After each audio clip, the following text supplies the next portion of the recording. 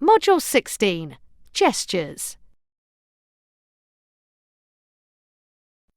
The microbit has an accelerometer built into it. This is an input device that can detect when it has been tilted and which way up it is. It's the same input device as you find in mobile phones and tablets that detect which way around the device is.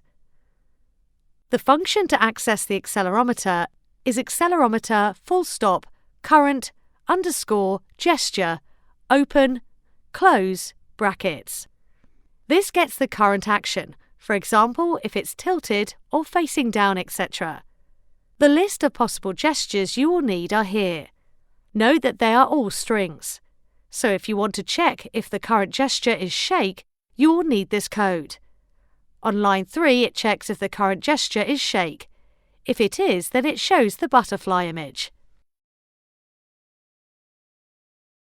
The other gestures work in the same way. Freefall will detect if the microbit is being dropped, i.e. it is falling. Face up will detect if it is facing upwards, and face down if the LEDs are facing the floor. Left, right, up and down are all detecting tilting. So if you are holding the microbit and you drop the left-hand side, then the accelerometer will return left. Accelerometer.current gesture open brackets close brackets will check what is currently happening.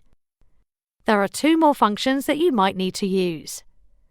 Accelerometer.is gesture open brackets speech marks up speech marks close brackets will return true if the gesture in the brackets is currently being generated.